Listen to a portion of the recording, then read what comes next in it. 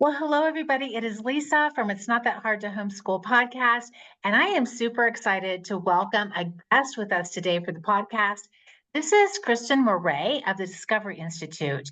Kristin has roughly 15 years of educational experience spanning the traditional building classroom, online classroom, curriculum development, and tutoring. She graduated from the University of California Riverside with a BS in biochemistry and then completed an MS in teaching through Western Washington University. Kristin is a Washington State certified teacher with endorsements in chemistry, biology, and general science, and she has 10 years of teaching experience with public school districts. 7 of those were as an online instructor. She's passionate about chemistry as a subject, well versed in online instruction, and dedicated to her students. Outside of teaching, Kristin spent 4.5 years in South Africa and founded a small nonprofit she continues to chair called FALSA, Free Life South Africa, that sponsors addicts in Johannesburg through a 3-step program, including detox, rehab, and post rehab. She also enjoys coffee, don't we all? Hiking, camping, traveling, and mentoring teens. I am so excited to have you with us here today, Kristin. Thank you for joining us. Hey, Lisa, thank you so much for hosting. I really appreciate it. It's great to be here. It is great to have you. You are going to tell us about teaching chemistry online, and you are offering some exciting chemistry classes for students through Discovery Institute. Yeah, that's right. So this is actually our first year offering the course, Lisa, and we are so excited at the way that this is shaped up. So I previously taught chemistry, but never with an integrated ID component to it. So that's new to me. And it was a unique challenge. And I think when we looked at this year, this was the first time we were going to offer a high school course. It is being offered through Discovery Institute, and the program is called Discovery Institute Academy. Mhm. Um, the course itself is the first and only course we're currently offering, and we do hope to build out other classes if we can get this going. But the chemistry course has just been such a cool first year experience. It hits on all the traditional, expected components that are fundamental to a chemistry class. And then where applicable, we've gone into the course and kind of tucked in some very cool ID perspectives and connections for students. For your listeners that might be new, when I use that terminology ID, I'm Mhm. referring to the theory of intelligent design. And Mhm. so just in case that too is new for your listeners, that is a scientific theory that essentially says that there are certain features in life and in the universe that are best explained by an intelligent cause or an intelligent agent. And Mhm. so we seek to look for and identify aspects in the chemistry class that tie in with that scientific theory. Mhm. And one of like, I guess maybe in case your listeners are wondering, what does this look like? What's entailed in an online chemistry course? And I don't want to jump ahead of you, Lisa. Did you want to ask another I question do want to first? ask a couple questions. I mean, Yeah. wow, this is so great. But first of all, why the Discovery Institute and why are you starting with chemistry? Because I mean, I work with high schoolers around the world, and chemistry it's a hard class for a lot of students. You have to have algebra under your belt to really get it.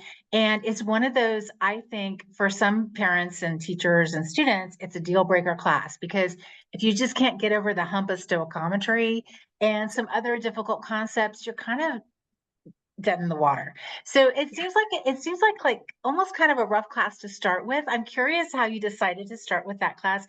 And could you just back up and share what is the Discovery Institute for people? I Yeah, think a lot of sure. people aren't even sure what it is, and we'll post info in the show notes, but just tell us in your own words. You have such an amazing breadth of experience, and how did you land there? Yeah. So Discovery Institute is a nonprofit think tank. They're based in Seattle, Washington, and they dabble in a lot of different areas. They're mostly known for their work in intelligent design, and they're a big think tank in that regard. They also deal with other areas, transportation related issues, education policy related issues. Mhm. So they dabble in a lot of different areas. For myself, I'm actually married to somebody that is involved in Discovery Institute, but I think even before then, just their work in the theory of intelligent design was interesting and appealing to me.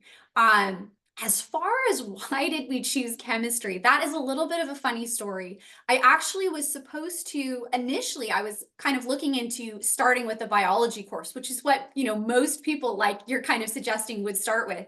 But the truth is, Lisa, my passion is chemistry. Mm. Even this morning, I'm in the kitchen this morning testing out some different labs for kids and trying out different things. It's a subject that I have loved since I was a high school student myself. And I think I quickly found that if I was going to build a course for this online program, it needed to be the thing that I was most passionate about. And interestingly, like you said, I knew families felt chemistry was really intimidating, Lisa. I knew families would, find that course difficult. And so to me, that was another incentive to say, well, let me come alongside of you. Yeah. Why don't I put my passion in this area and my teaching experience from both the classroom and prior online years to work for you, and your families. I love So it. those are some of the big reasons that it ended up being chemistry first. Now there's hopes, like I said, we can roll out some other stuff, but Yeah. that's where we started. I love it. I do think having a teacher who is passionate about a subject area it is worth every penny to outsource there, because if it's not something that you have the bandwidth to teach yourself, absolutely pay the fee and have somebody like Kristin come alongside you and inspire your student.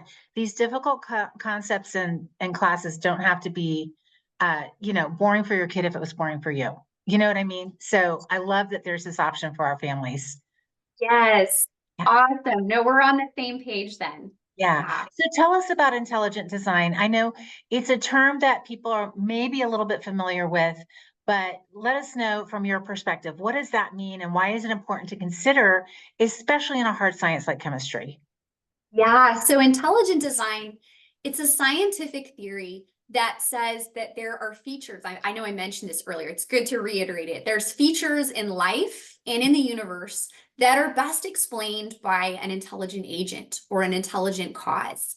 And so basically, in a chemistry class, the ways that intelligent design get integrated into the course and are applicable, students look at chemistry with an eye for where does it seem like a certain feature has the hallmarks of design or an intelligent agent. Mhm. And so, for example, when students were studying in one of their units about the properties of water and various properties related, like viscosity, surface tension, specific heat capacity, and so forth, water has very interesting and unique properties, and they're well suited for life. And it's a very good perspective to consider. And so students read some work by an ID-friendly PhD scientist, Dr. Michael Denton, Mhm. and considered those properties of water through that ID perspective. Mhm. I'm trying to think another area, and actually this was also a Dr. Michael Denton connection for students. When we were studying about the electromagnetic spectrum, Mhm. students considered the fact that here on Earth, we have a sun that emits the right light and the Mhm. right heat, and an atmosphere that permits that to be transmitted. And Mhm. so again, we look at that through an ID perspective, fine tuning, if you will. Mhm. Yeah. Those are just two examples of what it looks like to have an ID perspective in a chemistry class. I love it. Why do you think it's important? Now, I mean, this is a loaded question because this is your coming from your perspective. Why is it important for kids to understand the intelligent design perspective? Because they have a lot coming at them from probably their own homes and the media and all the places that they're getting information from. How does intelligent design help them make sense of the world? So I think in your average chemistry or biology or physics textbook or college course, those are going to be taught strictly from the perspective that everything that a student knows and experiences and sees and studies is or can be explained at some point through a materialist, purely unguided, blind natural process. Mhm. I think it's helpful for students to be equipped long before they get into those college courses that that is not always the best explanation from our day-to-day experience. So for example, students would probably agree that in our day-to-day experience, we use ID type reasoning all the time. So a detective arrives at a crime scene and they're differentiating between somebody dying from natural causes and somebody at a murder, an archaeologist is distinguishing between a rock that's been shaped through erosional processes versus a rock that has been carved into a specific arrowhead or pottery or what have you. Yeah. And so it makes sense to equip students to examine science in a Mhm. similar framework Yeah. and to show them that there are features within science that are better explained from our experience by an intelligent cause or by an intelligent agent. Mhm, mhm. I think this is a really powerful tool for students. You're even seeing a lot of scientists at really high levels in apologetics, regardless of where their stance is coming from, saying the exactness of the universe, it points to intelligent design. And I think For that's sure. really interesting at this point, right? Like really well-known scientists who would not be faith-based in any way are saying, well, we need to look at this. Yeah, for sure. There's even what's even more interesting, Lisa, is there's even kind of scientists that would be non-friendly to ID that describe features that we see in biology, for example, in ways that clearly they will describe it as appearing designed, Yes. but Yes. they'll just leave it at that, Yeah. right? Yeah. So ID says, hey, if it looks like it's designed, maybe it was. Yeah. Well, and again, I think it's a great honestly, I think it takes the it's just a good way for kids to understand, to have the vocabulary, to talk about science and the universe without taking a hard stand on it was just totally random to it was exactly like this. They can go, there's something at work here. We might not have a name for it if they're, or we might, but that it wasn't just random chance. And honestly, I feel like that really gives kids and people in general a more grounded sense of their own purpose in the world. I mean, I think just having worked with kids and families for decades at this point, just knowing that we're not just random matter we're going to fly off into the universe at any moment. There's a point to our life. There's purpose. Super helpful to kids. Absolutely. I will be honest with your listeners. So I am a Christian, and I do have a perspective that human life has value and has purpose. I'll be honest that my ID perspective didn't lead to that conclusion directly, but it's very affirming and consistent with my Christian worldview. And when I think about like a passage in the Bible, like Romans 1, that says that God's invisible attributes are made clear in the things that he has made. Mhm. Again, while ID reasoning hasn't led me directly to those conclusions, when I detect and I see design in some of the features that we study in life and the universe, it is consistent Mhm. with the idea of a creator. And from that, as you said, Lisa, it's consistent with there being a purpose to Yeah. life and the universe, as opposed to I'm just the product of a blind and guided natural process. Exactly. And I think, honestly, from what I can see in the last couple years, our kids are really desperate for a sense of purpose, that things have felt really chaotic to a lot of our kids since 2020. And knowing that there is a point to all of it helps them feel less anxious, that they're part of this grand design, that it's not random. They're here for a point. So anyway, I'm all about ID. I think it's great work you're doing at Discovery Institute.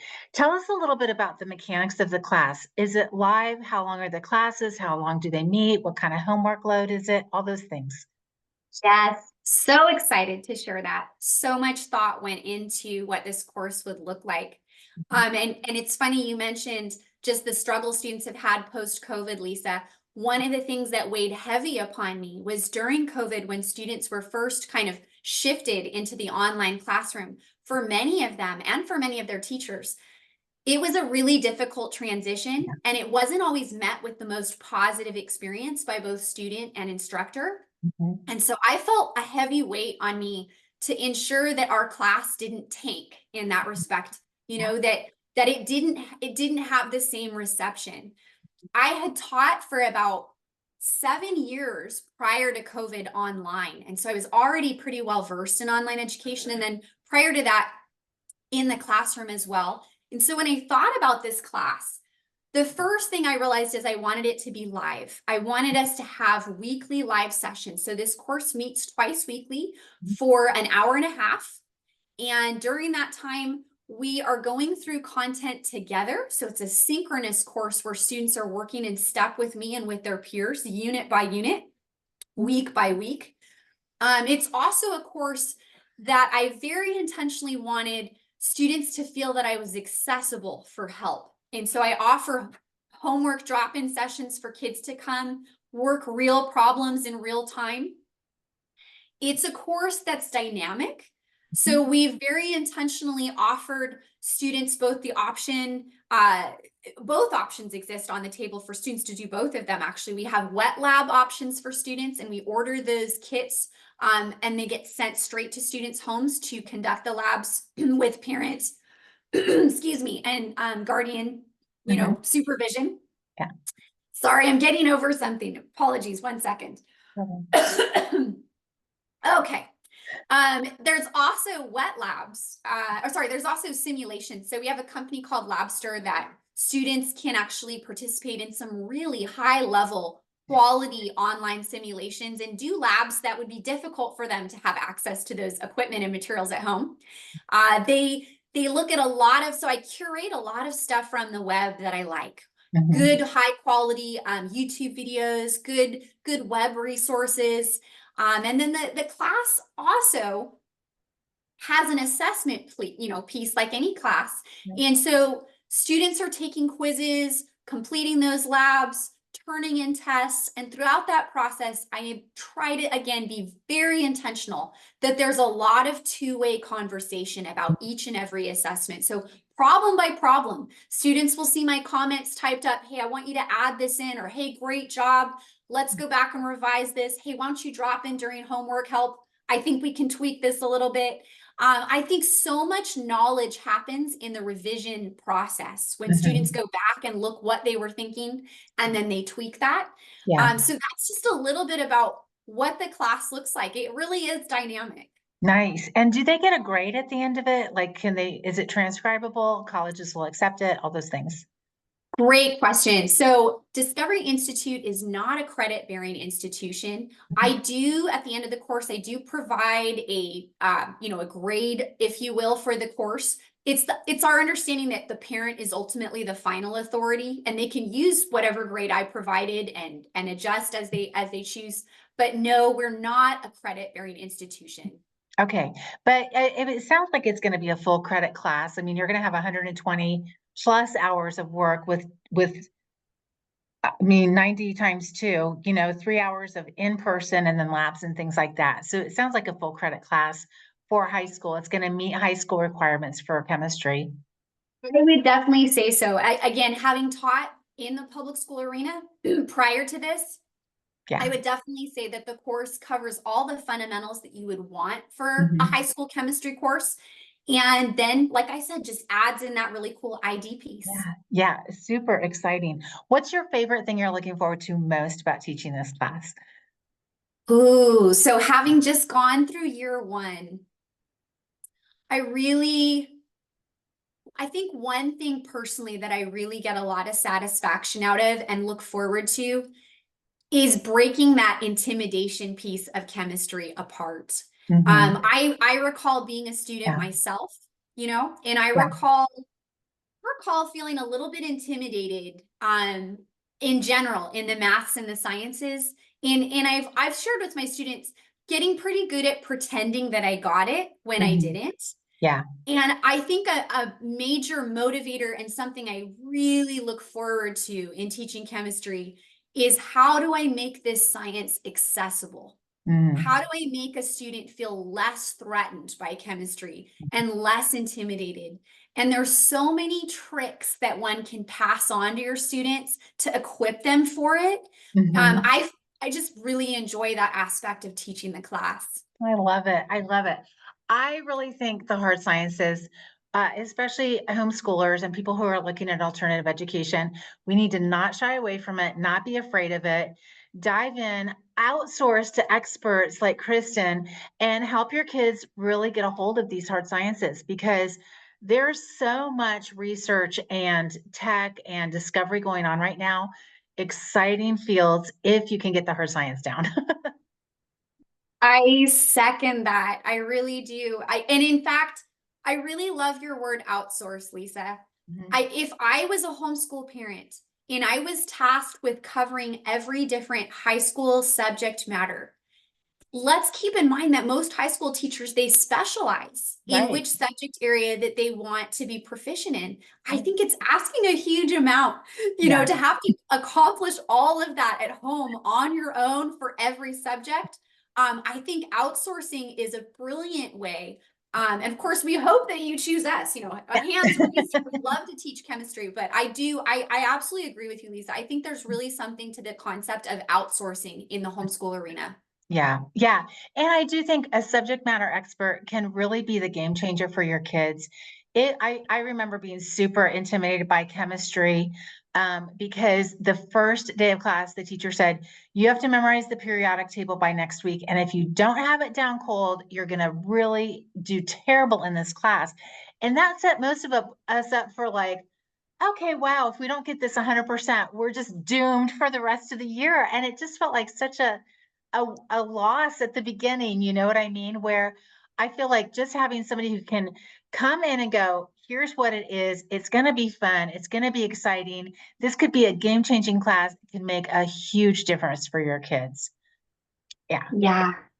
I your story that you just shared, Lisa, I cannot tell you how many people I have run into that have shared with me that their chemistry class in particular was Yeah. not a positive experience from day Mm, one. right. And so much of that was shaped by, as you said, just the tone that the instructor set for the Mm, course. yeah. And so many times when I share that it's the subject that I intentionally chose to teach, I have people look at me baffled, like, really? That Why? was not what I would have chosen, Yeah. Well, and I mean, I was on the college track. I was in the honors classes. I wasn't like I was a good student. Like I did my homework, but wow, that class I felt really under from day one. I just never felt like I got on top of it. And it's really one of my worst memories of high school is chemistry. So I hate to say that because I feel like it is such a fascinating subject. And thankfully, my kids, we did have some great resources to outsource to. They literally love chemistry. They know so much amazing information about the world because of a simple high school chemistry class. And again, high school classes are pretty foundational. You're going to learn the basic vocabulary of a subject. Most of our high schoolers aren't going to be subject matter experts by the end of a high school course, but giving them the vocabulary of chemistry can really set them up for success in so many fields right now. And again, with the high pace of tech, I mean, I'm just thinking of SpaceX because I met somebody whose kid works for them. Wow, they need chemists and engineers and hard Yeah. scientists. Why wouldn't your kid be one of them? Do you know what I mean? Like, just a great Oh, class could set them up for that. for sure. And actually, I totally should have mentioned this, Lisa. One really cool component to the class that I think encourages and inspires kids to go on, Yeah. like you're saying, in maybe a professional sense or an academic sense.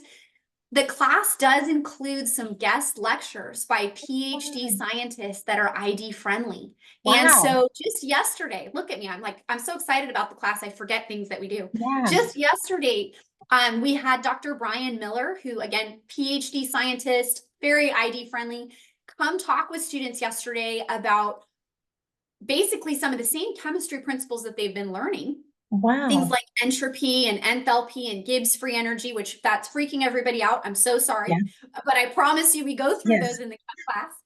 And then he used those concepts to have students think about origin of life research, namely the idea that like how probable is it that life could arise from non-life, that kind of chemical molecules could eventually become a first life form, a first cell.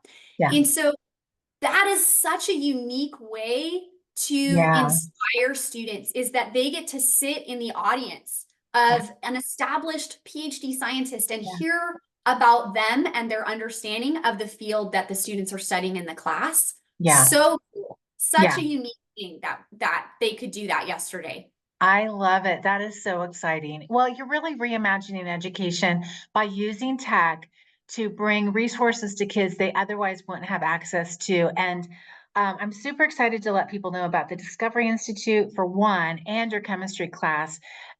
Kristin, what a great resource you're providing. I'm so grateful.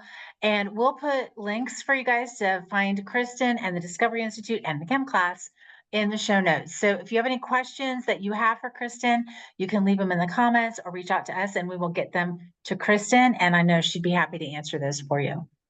Absolutely. Absolutely. Thank you, Lisa.